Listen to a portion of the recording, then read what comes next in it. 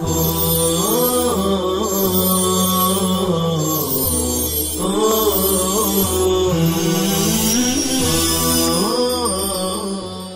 اللہ الرحمن الرحیم الحمدللہ رب العالمین والصلاة والسلام علی سید الانبیاء والمرسلین وعلی آلہ واصحابہ اجمعین۔ السلام علیکم ورحمۃ اللہ وبرکاتہ۔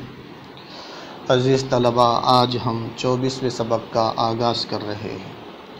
گزشتہ درس میں آپ کو امام شافعی اور امام ابو حنیفہ رحمہم اللہ کے دلائل، ان کا طرز استدلال اور طریقہ استدلال بتلایا گیا تھا۔ آج صاحب کتاب کی عبارت کا ترجمہ نیز سرقے کی تعریف اور کتنی مقدار کے مالیت کی چیز چوری کرنے پر ہاتھ کاٹا جائے گا اس کو بتلائیں گے۔ آئیے سب سے پہلے مصنف رحمہ اللہ کی عبارت کا ترجمہ کرنا سیکھ لیتے ہیں۔ وعلی ھذا، اس پر، ھذا کا مشار الیہ، اوپر والی عبارت، فالعام الذی لم یخص عنہ شیء فہو بمنزلۃ الخاص فی حق لزوم العمل بہ لا محالۃ۔ یہ ھذا کا مشار الیہ ہے، مطلب یہ ہے کہ عام غیر مخصوص عنہ البعض کے حکم پر عمل کرنا قطعی اور یقینی طور پر واجب ہے۔ اس حکم پر، اس اصول پر ہم نے کہا، اذا قطع ید السارق، جب چور کا ہاتھ چور کے پاس سے چرائی ہوئی چیز، چرایا ہوا مال ہلاک ہونے کے بعد کاٹ دیا جائے، یہ جملہ شرط ہے۔ لا یجب علیہ الضمان، تو چور پر ضمان واجب نہیں ہوگا، یہ جملہ جواب شرط ہے۔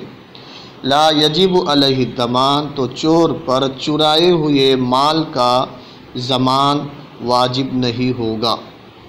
لأن القطع جزاء جمیع ما، اس لیے کہ ہاتھ کاٹنا جزاء جمیع ما، ان تمام جرائم کی سزا ہے، اکتسبہ السارق، جس کا چور نے ارتکاب کیا۔ کیونکہ فإن کلمۃ ما عامۃ، کیونکہ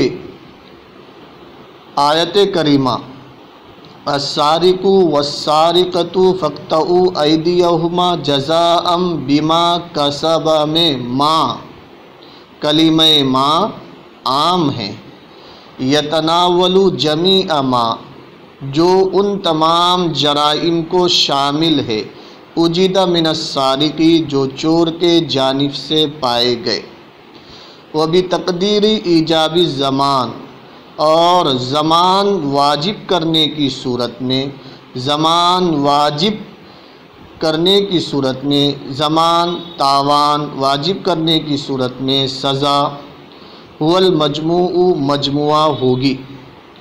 ضمان واجب کرنے کی صورت میں سزا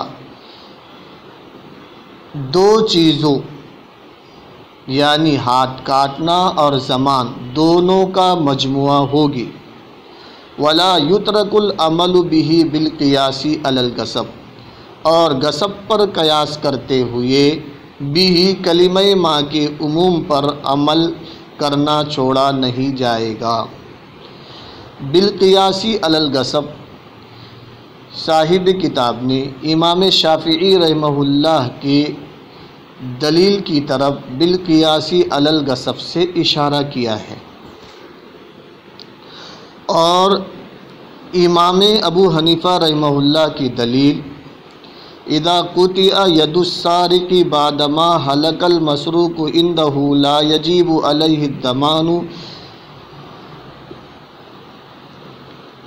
یہ دلیل ہے، اور ضمان واجب نہیں ہوگا اس کی دلیل ہے لأن القطع جزاء جمیع ما اکتسبہ السارق، فإن کلمۃ ما عامۃ یتناول جمیع ما اجد من السارق۔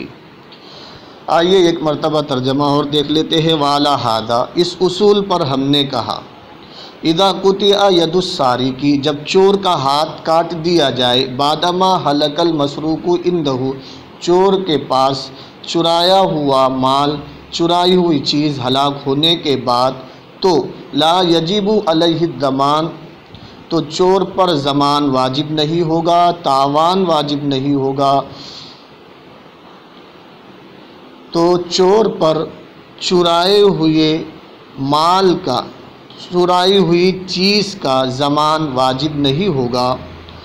لِأَنَّ الْقَطْعَ، اس لیے کہ ہاتھ کاٹنا جزاء جمیع ما، ان تمام جرائم کی سزا اور بدلہ ہے، اکتسبہ السارق، جس کا چور نے ارتکاب کیا۔ فَإِنَّ كَلِمَةَ مَا عَامَّةٌ، کیونکہ آیت کریمہ میں کلمہ ما عام ہے، یتناول جمیع ما، جو ان تمام جرائم کو شامل ہے، وجد من السارق، جو چور کے جانب سے پائے گئے۔ وبتقدیر ایجاب الزمان، وبتقدیر ایجاب الزمان، اور زمان واجب کرنے کی صورت میں، زمان واجب کرنے کی تقدیر میں، زمان واجب کرنے کی صورت میں، یکون الجزاء، سزا، هو المجموع، دو چیزوں کا مجموعہ ہوگی، یعنی ہاتھ کاٹنا اور زمان دو چیزوں کا مجموعہ ہوگی۔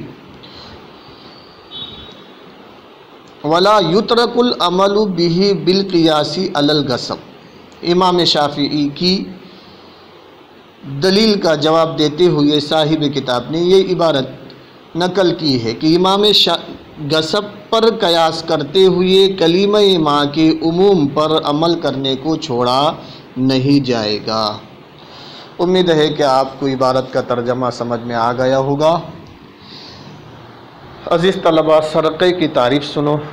سرقہ کے معنی ہے چپکے سے کسی کے ایسے مال کو لینا جو مال محترم ہو، یعنی مال متقوم ہو، اور شرعاً قابل انتفاع ہو، فائدہ اٹھانے کے قابل ہو، محفوظ ہو، اور کم از کم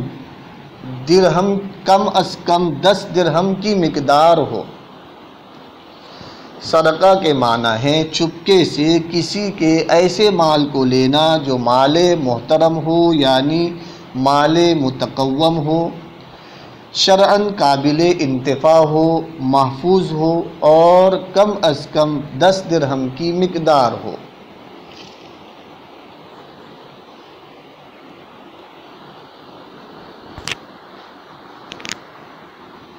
چنانچہ اگر کسی نے مسلمان کی شراب چوری کی تو اس چور کا ہاتھ نہیں کاٹا جائے گا، کیونکہ شراب اگرچہ مال متقوم ہے لیکن شرعاً قابل انتفاع نہیں ہے۔